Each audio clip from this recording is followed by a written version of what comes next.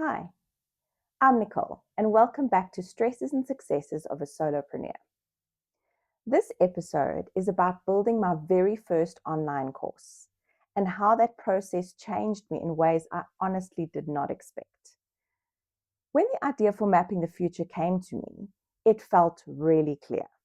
I had been working with teens and families for years, and I could see the stress and the confusion and the pressure around subject choices, both in the teen and the parent. And I remember thinking, I already know this stuff. I already coach this. Surely I can just package it to help more families. And in my head, I genuinely thought this was a 2-week project. And I smile a little now or laugh a little now because what it really was is that I knew the content. What I didn't yet understand was everything else that comes with turning into lived experience into an actual course. At first, it felt exciting. I mapped out the modules, I created the video scripts, I planned the lessons, I could see the entire journey so clearly in my mind. But then I started building. And slowly, item by item, reality set in. It was not just content. It was structure, flow, design, how parents would move through the course together. Then came the workbooks. Not just writing them, but designing them, making sure they were clear, supportive, and not overwhelming and looked good. Then the filming and refilming as things didn't work or technical glitches. Then learning how to edit videos and how to host them properly on my website. Then how to set up the learning management system, which is another story. Then how to design and create landing pages. Figuring out how payment systems work, and then figuring out how people would actually find my course. Every time I ticked a box, a few more things popped up. And I realized that this wasn't a quick course creation that some of the adverts implied on socials. It was a full-time job. I'd given myself a very strict deadline, and in one way it helped because it kept me moving and kept me going. But emotionally and physically, it was exhausting. And the final week and a half, that's where it really intensified. I was pushing hard to finish. Late nights, early mornings, guilt from neglecting my family, too much screen time, too little water and food. I had headaches from dehydration, and my eyes were sore, and I just felt exhausted and depleted. There were moments where I could feel my body saying, this is just too much.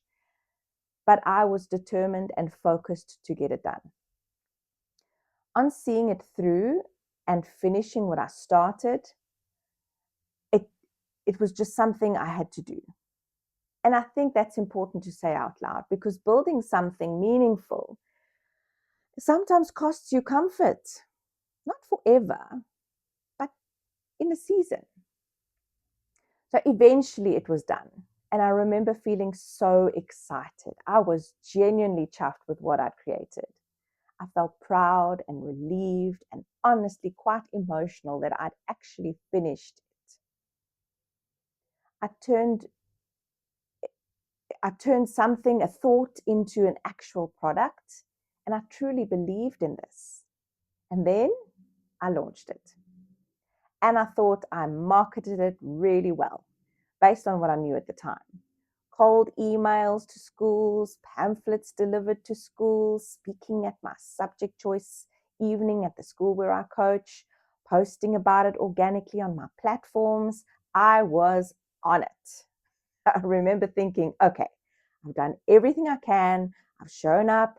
I've put myself out there. I've put this out there. And then crickets and more crickets. No purchases and very few visits to the landing page. And that drop from excitement to silence was devastating. And to say it very simply, it didn't take off. And even then, I didn't see it as failure though. I was proud of what I'd created and still believed deeply in the work. What I didn't understand at the time was visibility.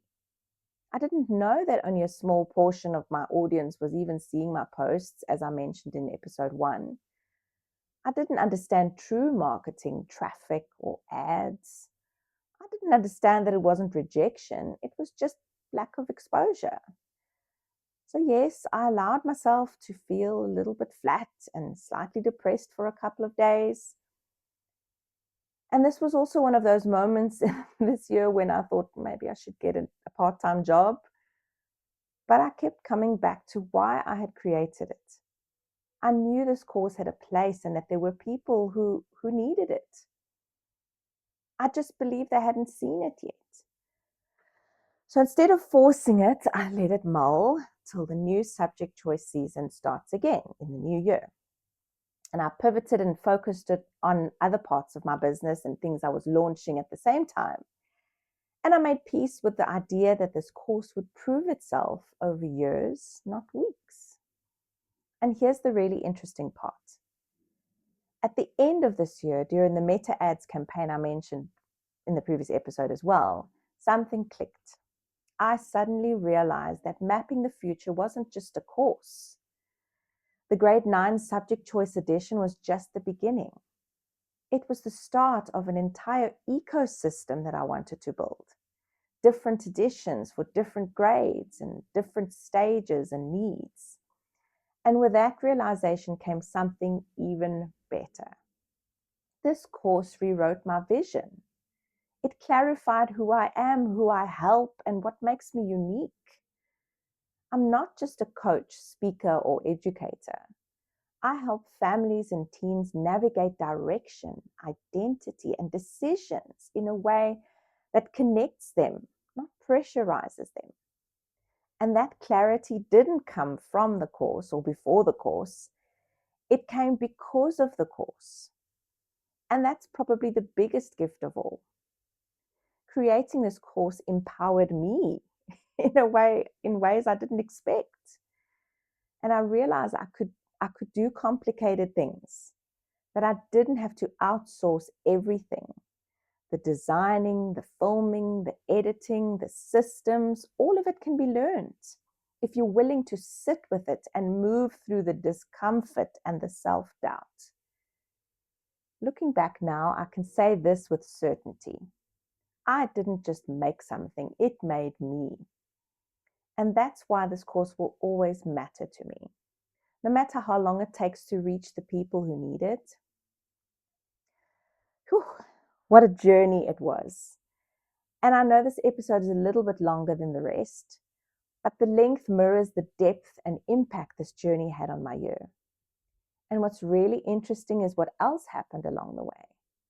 I was reminded of how profoundly creativity shapes me and what happens when it quietly returns. In episode 4, Creative Awakening, Music Content, Joy Again, I'll share that part of the journey. I'll see you there.